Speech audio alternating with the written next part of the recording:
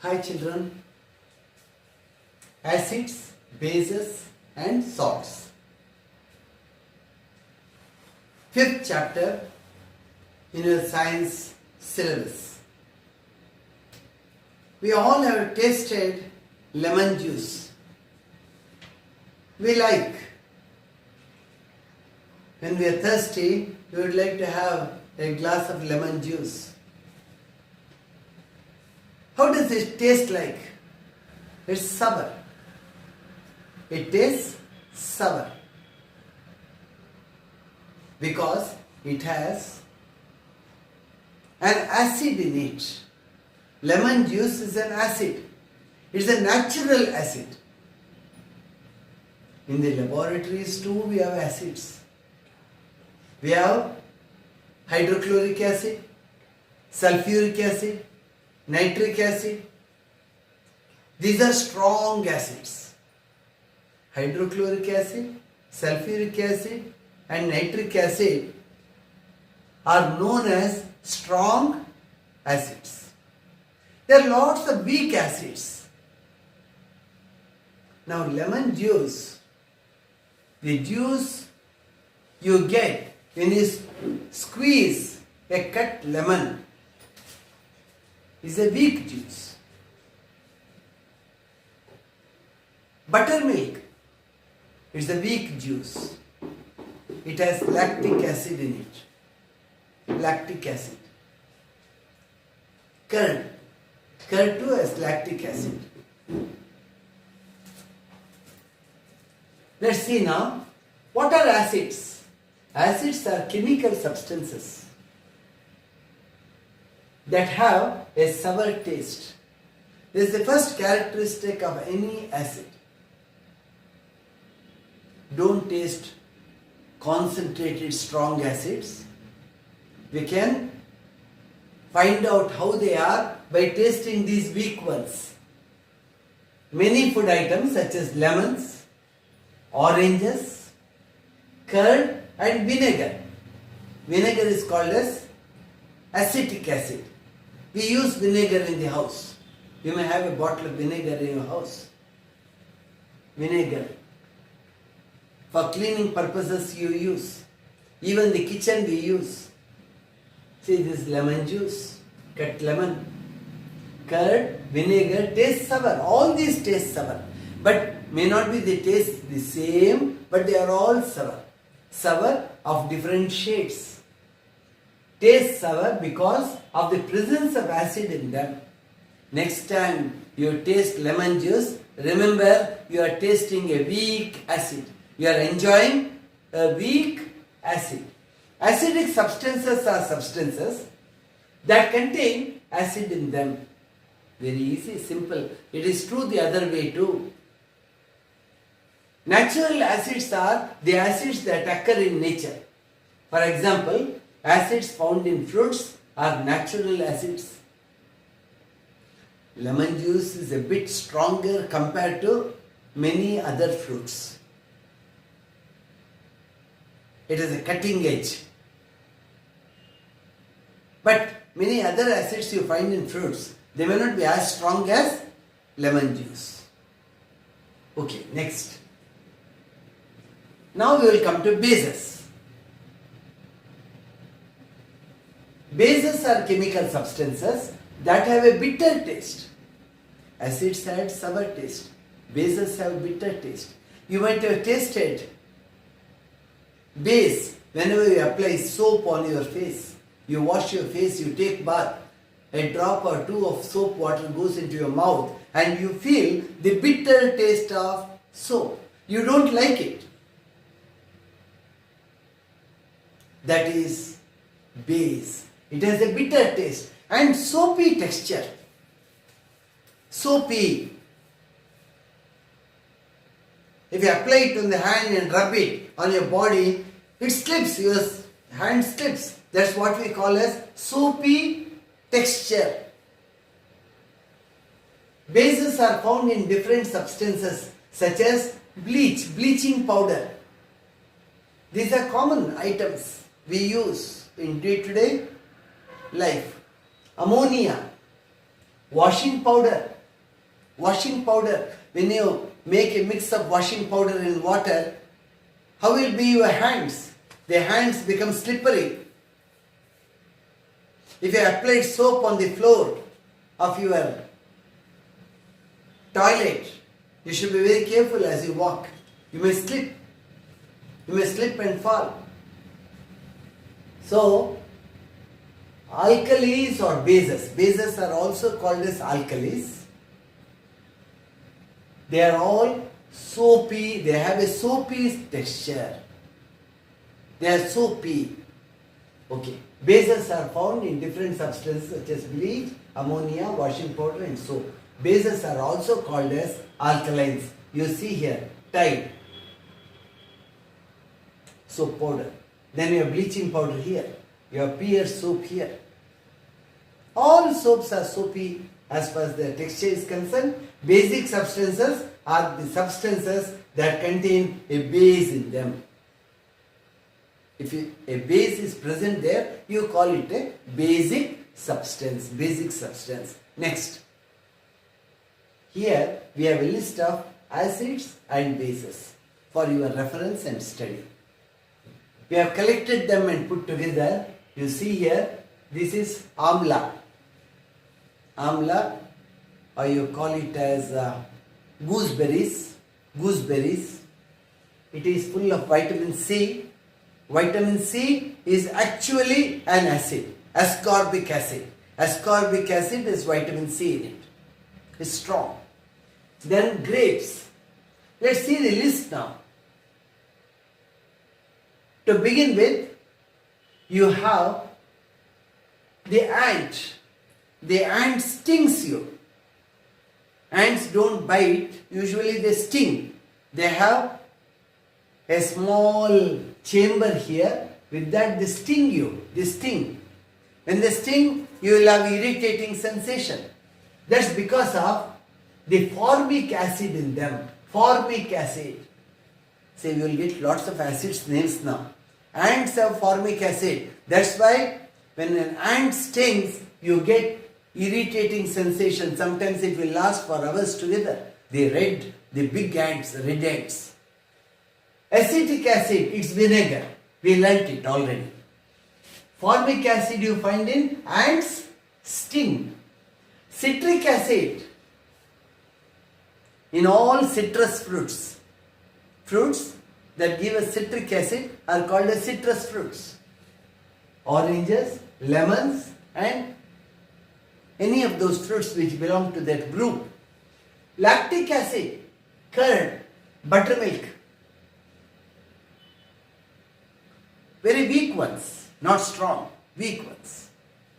Oxalic acid you find in spinach. Next time you taste spinach, you can make out how oxalic acid tastes. It's sour. Ascorbic acid, vitamin C, in amla and all citrus fruits. Citrus fruits, full of vitamin C they are.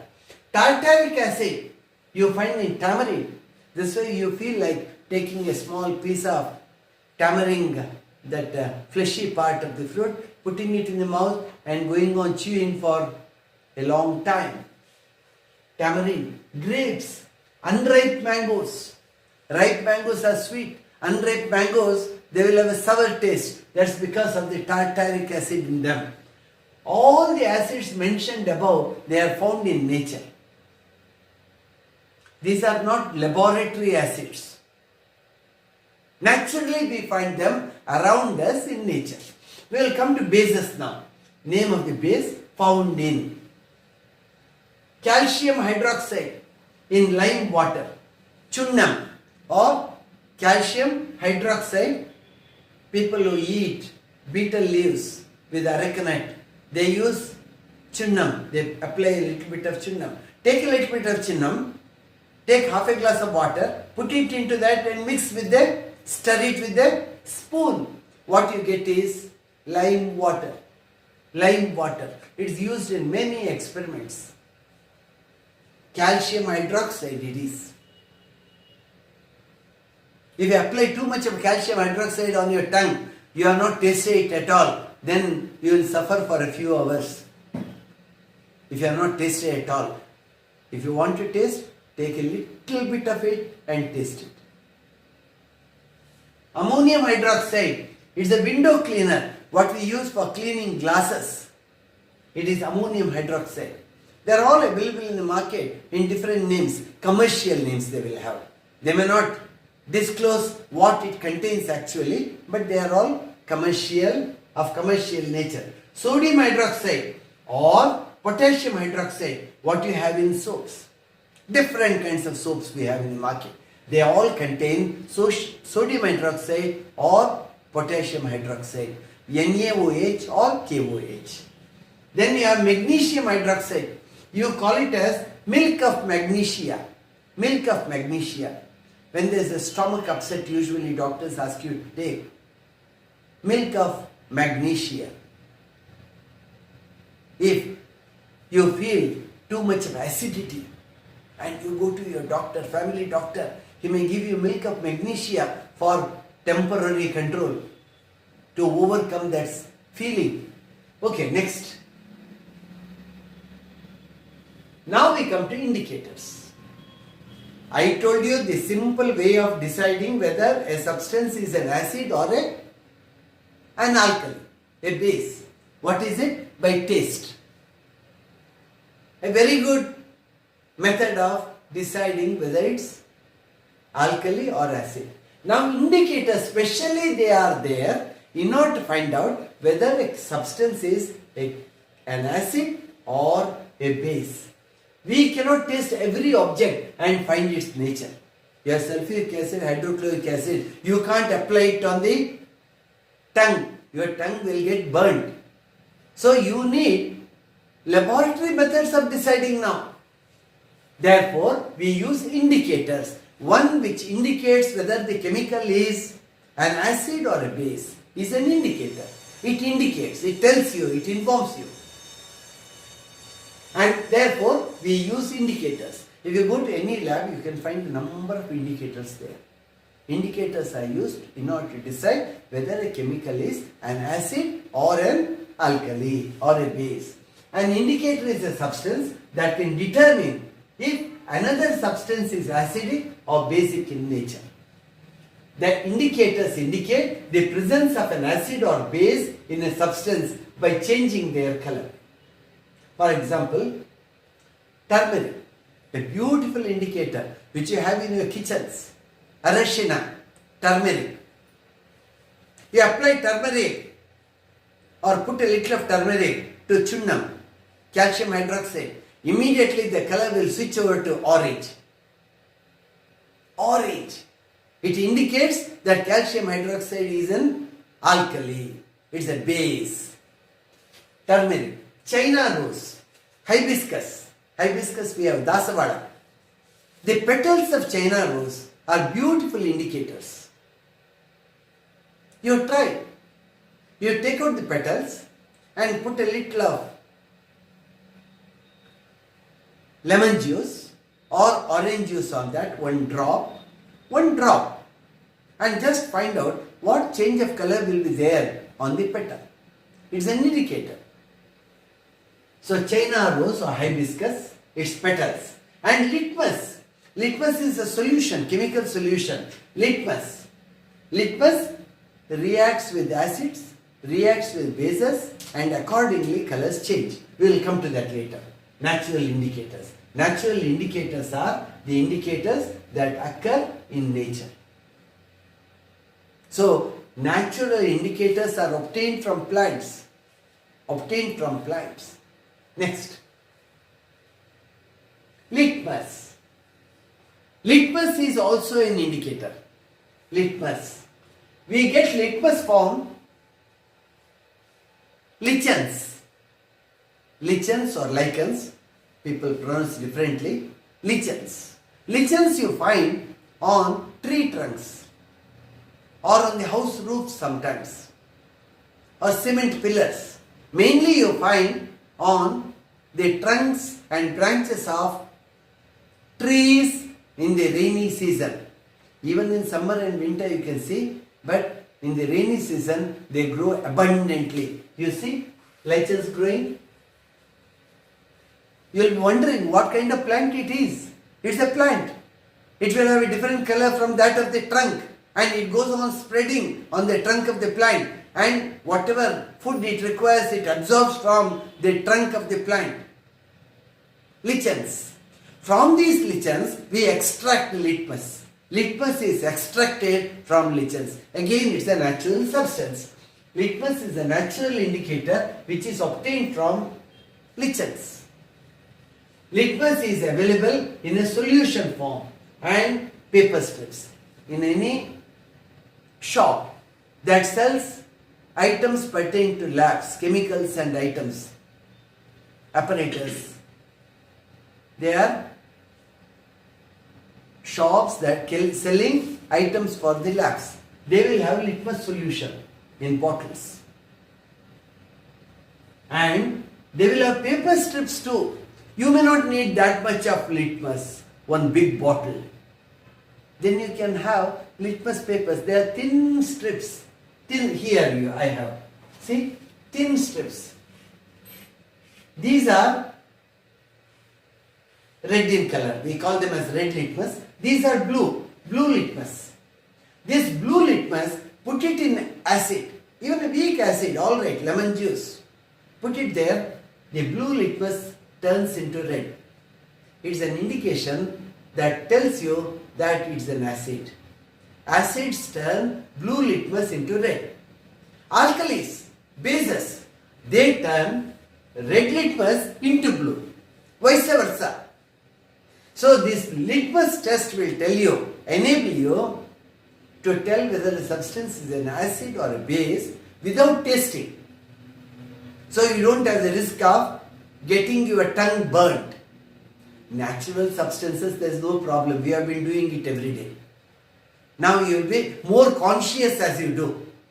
Next time you drink lemon juice, you will feel, oh, I am drinking a weak acid now. Weak acid. But strong acids you cannot taste at all. What should you use? You can use litmus paper.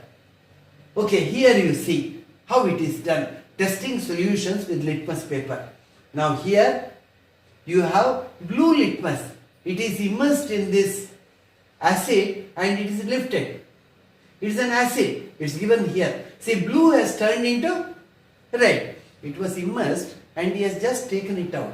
As he takes it out, you see blue litmus has turned into red within no time. It is instantaneous, very quick action. Now here is the base. Let's say calcium hydroxide. It is calcium hydroxide that has been dissolved in water, what we call as lime water. We call it as lime water. Red litmus has been immersed. Red has turned into blue here. That tells this is a base. So this is what we call as the litmus test. If you get the litmus solution, you again get them in two colors. You add a little bit of base, little bit of acid to different samples and you see which one changes into which color. The same action, same changeover of colors you observe there too. So testing solutions with litmus paper. Next. Turmeric as an indicator. Just now I spoke about it. To use turmeric as an indicator, it is generally mixed with water to form a paste. With water you mix turmeric, make a solution of turmeric to form a paste which is then put on blotting paper. Blotting paper is paper that can absorb water very well. Blotting paper. In the stationery shop, if you ask, they will tell you it's thick paper like drawing paper.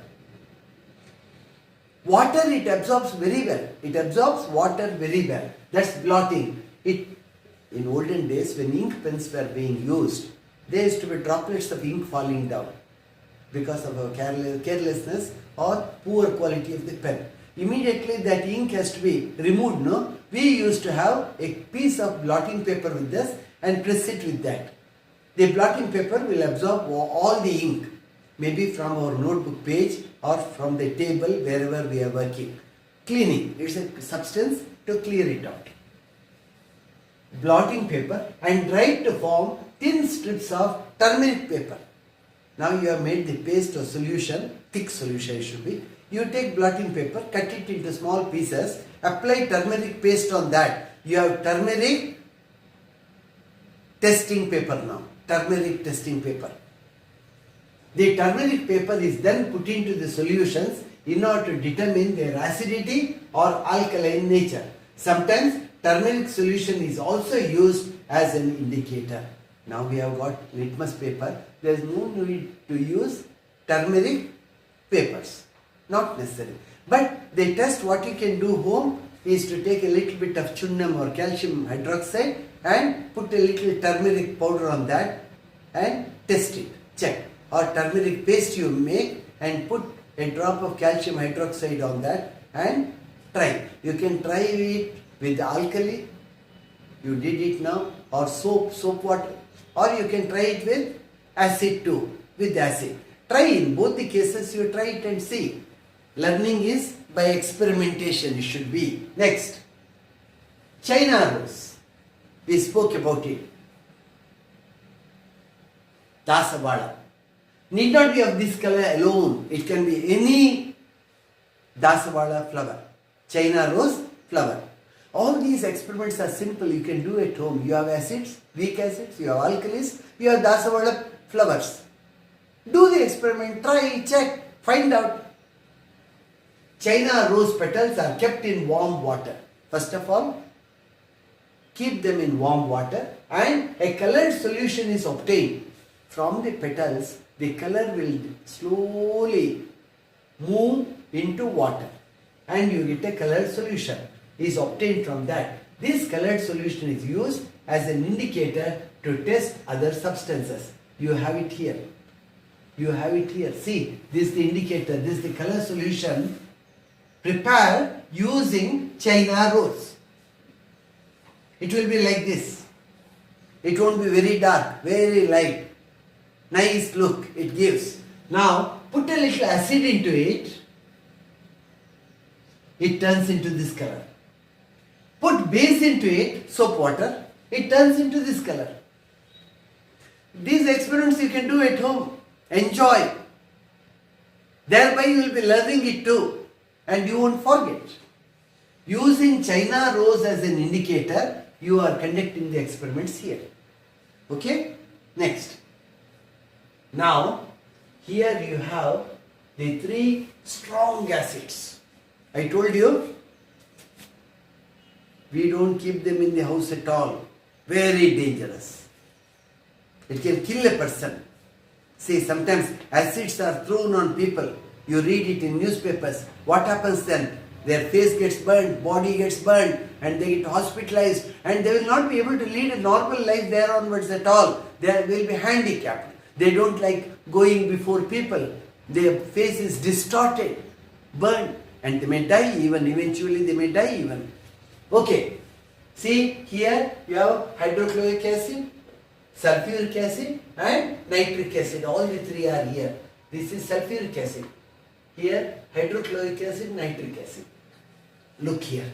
Testing solutions with China rose. In detail the explanation has been given. Hydrochloric acid, the blue litmus paper turns red. If you use litmus paper. If you use turmeric paper, no change. If you use China rose solution, it turns into dark pink. Sulfuric acid, nitric acid is almost the same. All the three fall into the same category. Come down to acetic acid. Here too, blue litmus turns into red. Here turns dark pink. Sodium hydroxide. Red litmus paper turns blue here because it is sodium hydroxide now. Red litmus turns into blue. The opposite. Vice versa. The reactions you see, they turn vice versa here because these are all alkalis. These are bases.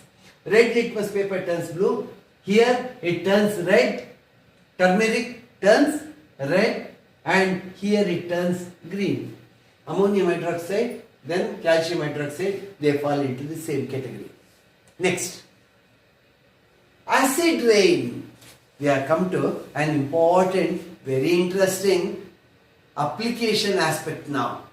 You read about acid rain in newspapers. On TV they sometimes say, it so happened that such and such a village had an acid rain. Acid rain. And they tell the pH value of that and everything. Okay. See, in the 18th century, Europe had lots of industries then. Industrialization then. It was the beginning of the industrial era. All the countries of Europe had industries and industries everywhere, even Russia for that matter. Each country wanted to grow economically. They wanted to amass wealth, and they had found out these new inventions which products can be had, manufactured of various kinds by putting up huge industries. And how can you run industries? There was no electricity to begin with. They used to run industries with coal. They used to burn coal, and coal gas used to get, when you burn coal, you will have carbon monoxide and carbon dioxide. They get emitted. They run into the sky. They flow into the sky. They become one with the clouds there. And at times, the nearby villages may have acid rain. You have a rain, it's not normal. In that water, what you get in the form of raindrops, you have lot of acid. How did acid get into the sky? It is from these industries. And these acids which used to pour as rain, they used to destroy all the forests. Monuments used to get disfigured. Say Mathura oil refinery in North India, its emissions, they are disturbing the color, the outside beauty of color, white color of the marbles with which Taj Mahal has been made. So a lot of efforts are being put to save Taj Mahal from the emissions of Mathura oil refinery. Let's see here, when the rainwater has increased amounts of acids in it, the rain is called as acid rain. Very simple. When acid content is more in rain, you call it as acid rain.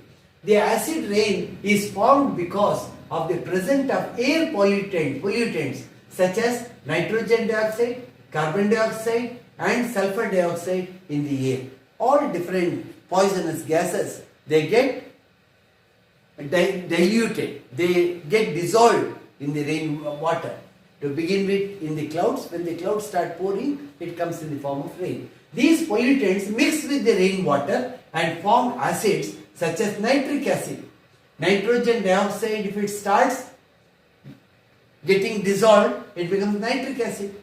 If it is sulfur dioxide, it becomes sulfuric acid. If carbon dioxide starts getting dissolved, you have the carbonic acid.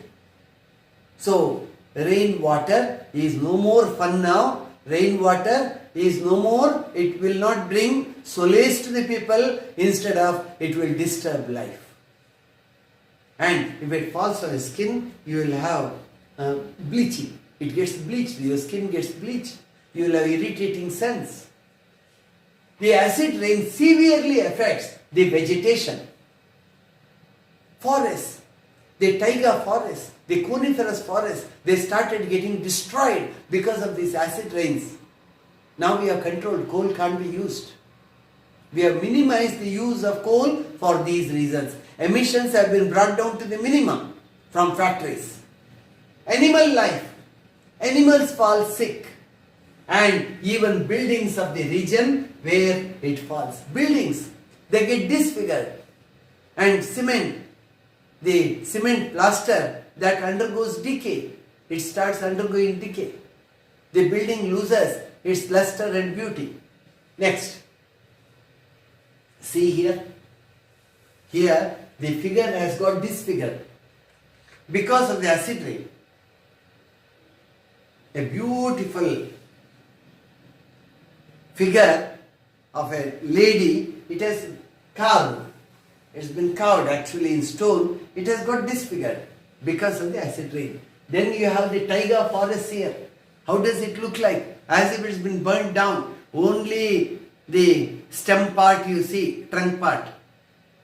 And because of acidity in the soil, if it goes beyond a particular level, forest may not grow there, vegetation may not grow there for many more decades. Many more decades. That's how vegetation loses its charm and it gets absolutely destroyed because of acid rains. Here you see acid rain formation. How does it happen? Here is an industry, NO2, SO2, all these get emitted. It is a man-made source. Who is responsible? Not nature. Man has done the crime. It gets into the air. The pollutants start moving. Gaseous pollutants are in plenty in the atmosphere. Now the clouds start moving as the rainy season comes. Rain clouds, and they start getting dissolved in the rain clouds, and it pours into the land. Pollutants in cloud, water and precipitation. Precipitation is morning dew or even hailstorm, anything that falls from the sky, which is water in different forms. It will have the acid content in it. Even dry precipitation, people cannot move out. Air will have acidity in it, not the normal air. NO2 here, this is from burning. Nitrogen oxide goes in, and even this one is actually a natural source like a volcano. Volcano too gives out emissions. And this forest is bound to get destroyed now. Bound to get destroyed. This gives a clear-cut picture to you as to what is acid rain. We move to the next frame. pH scale. Now we go one step further. You learn how to find out whether a substance is an acid or a base. Now even the acidity and alkalinity of the chemicals, it can range. There is a measuring scale for that. The measure of acidity or basic nature of a substance can be determined by its pH value. So what is pH value or pH scale? It's a scale or a measure with the help of which we can measure acidity or alkalinity in a particular region or a particular substance even. You have some liquid, you can find out its pH value, thereby you know how much acidic it is or how much alkaline it is. In the industries, it is very important. The pH value ranges from, the range is from 1 to 14, with 1 being the most acidic. See, you start here 1, 2, 3 and you end up at 14. 1 is absolutely acidic. 14 is absolutely alkaline. From acidity, you slowly move towards normalcy. From normalcy, you move towards alkalinity.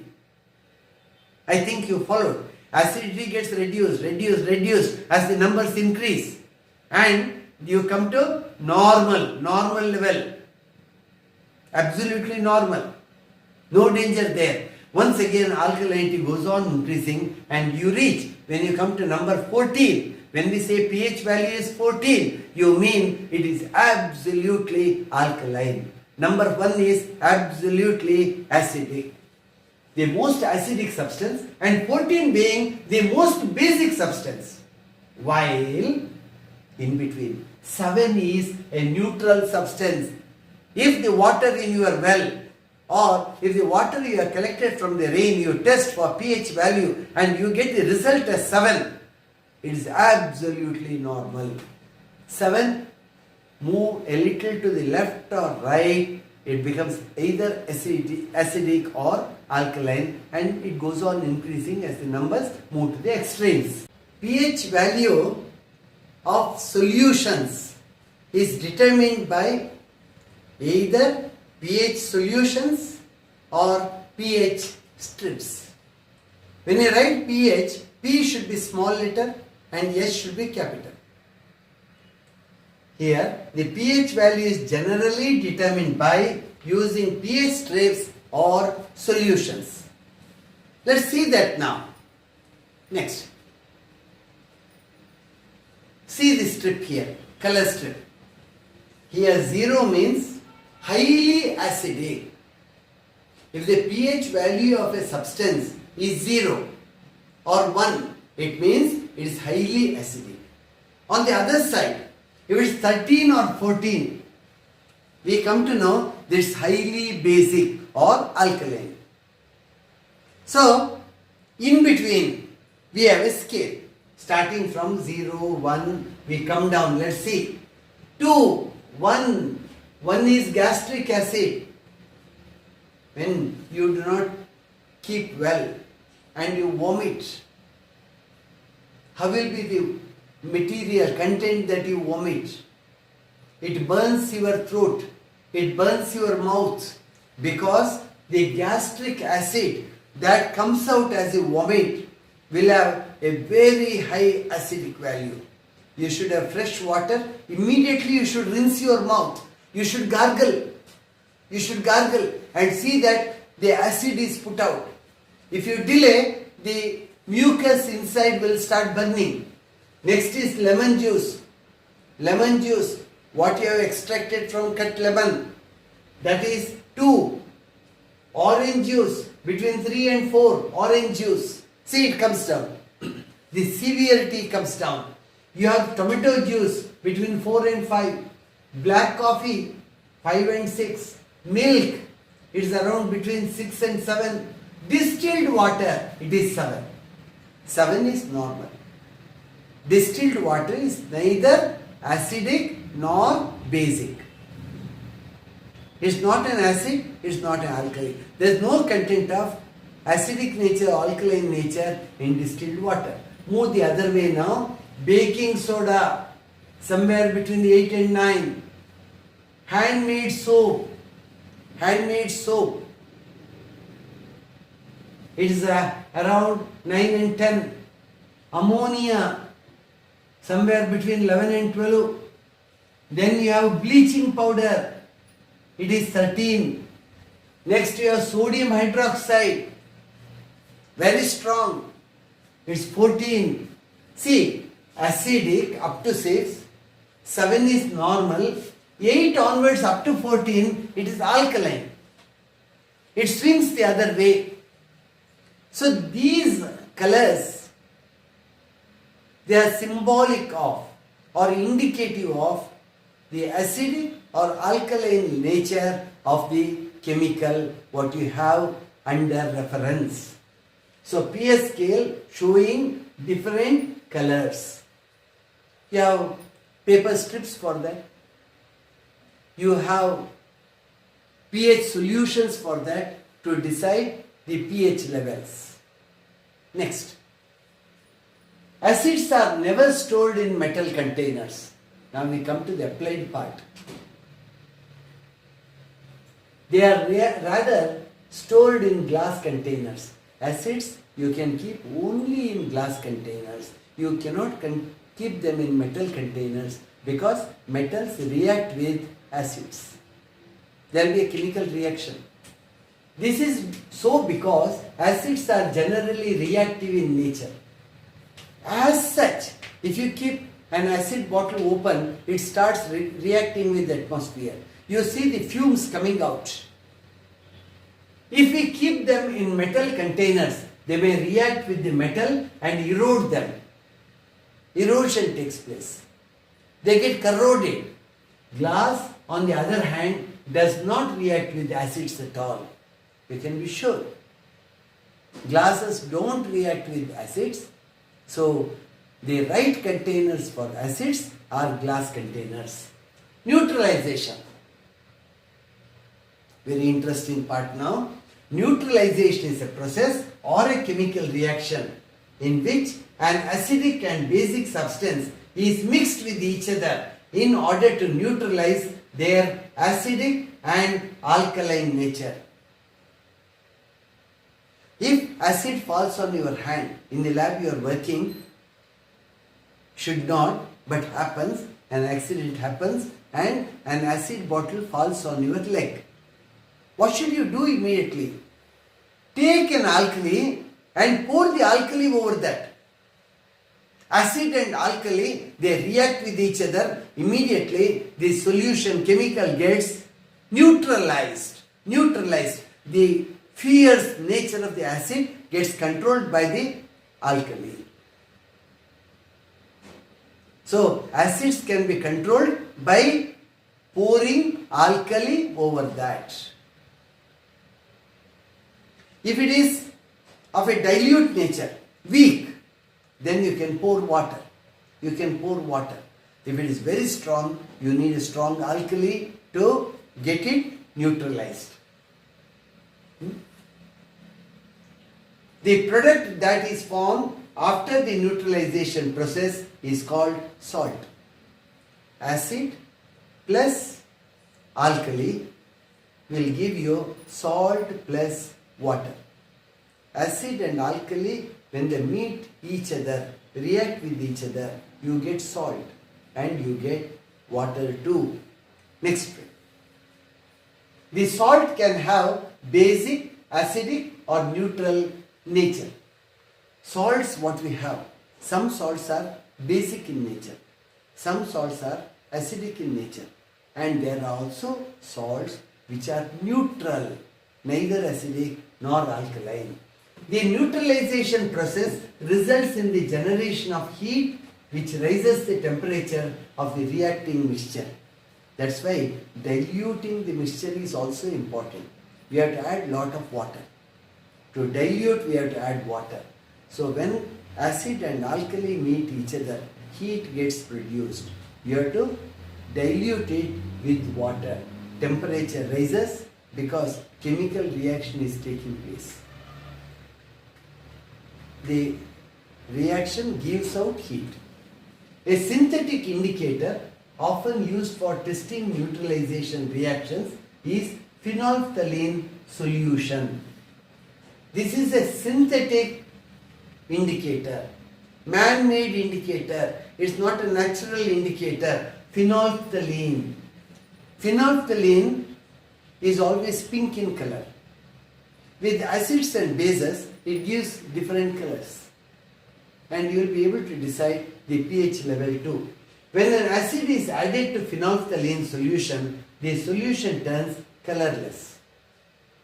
To an acid, if you add phenolphthalein which is pink in color will become colorless, indicating the presence of an acid. So, if the color is lost, pink color is lost, it's clear the medium is an acid. When a base is added to phenolphthalein solution, the solution retains its pink color. If it's basic, medium is basic, then the pink color of phenolphthalein gets retained. It won't change. So in basic medium, phenolphthalein gives pink color.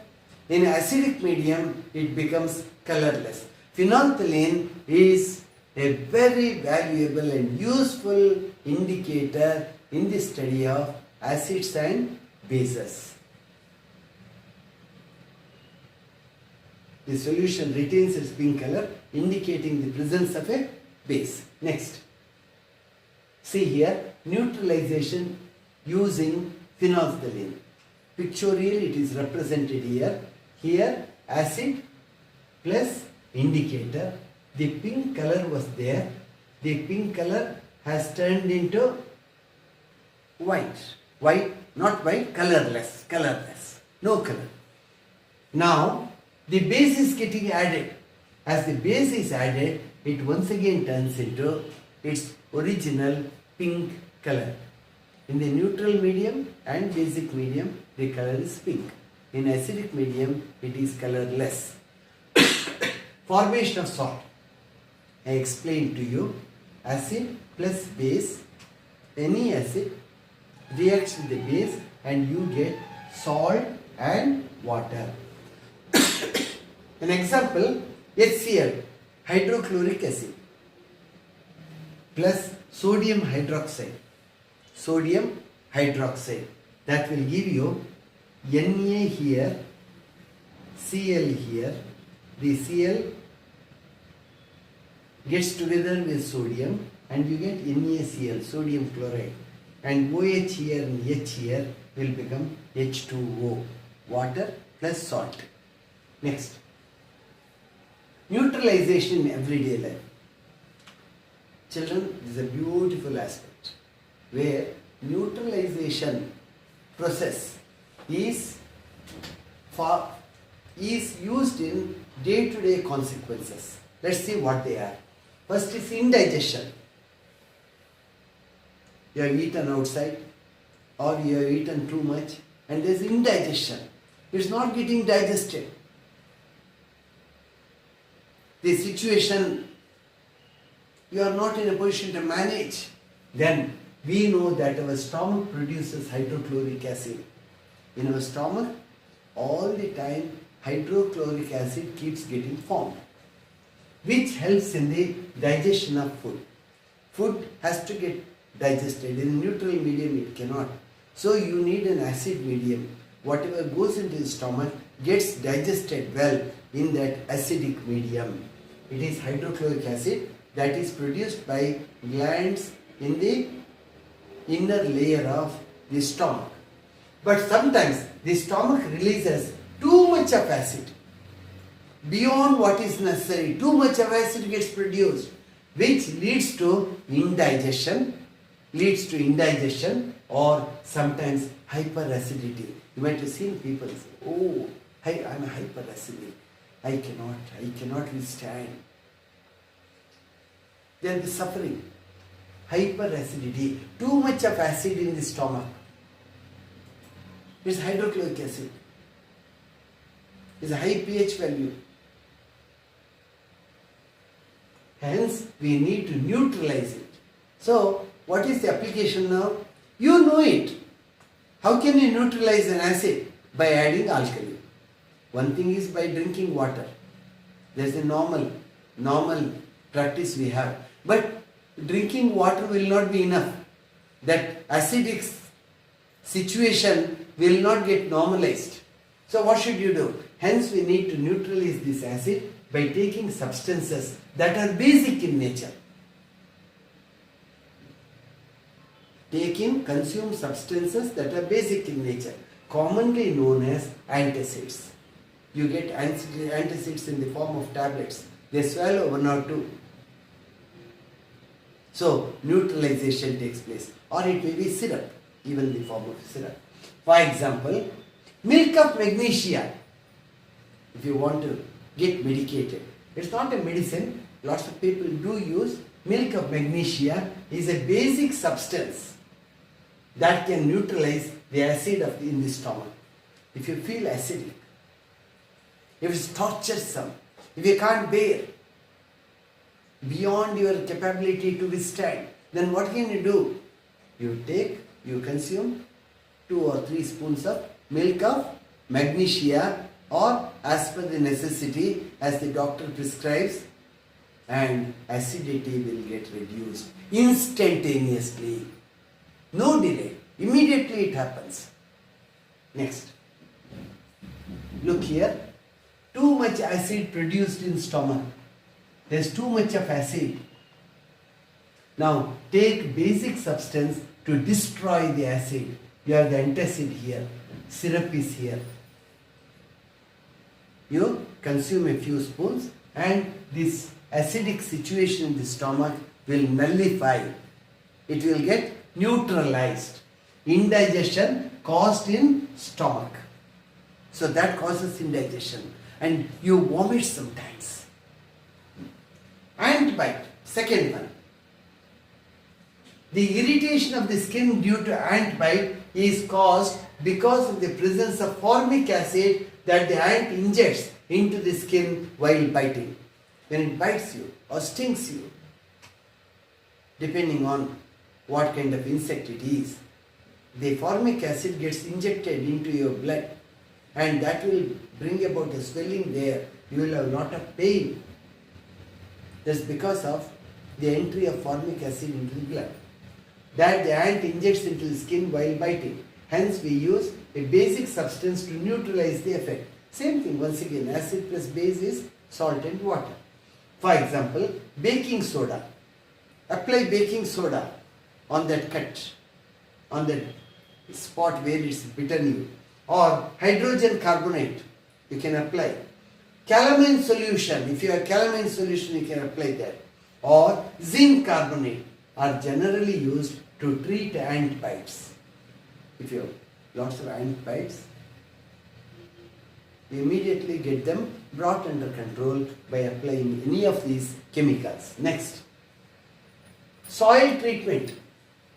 Now sometimes what happens, the soil around your home or the soil in your agricultural field may be acidic in nature. You have to control it. You have to change the soil, without which you will not be able to grow anything. Let's see that condition. Plants need a soil which is neutral in nature. Plants don't need an acidic soil nor an alkaline soil. Soil should neither be acidic nor basic. It should be close to neutrality, neutral. But using chemical fertilizers on soil can turn it into acidic. A farmer thinking that by adding lot of fertilizers, he will be able to get good crop. Without any calculation, without any application, he will use and ultimately the soil will become acidic. Once the soil becomes acidic, the food crops or the vegetables or the garden plants won't grow at all. To treat acidic soil, what should you do? Use quicklime. Quicklime is calcium oxide.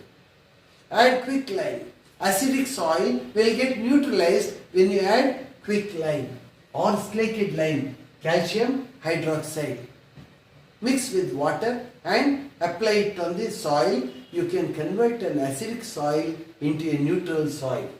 Basic soil can be treated by adding organic substances to it.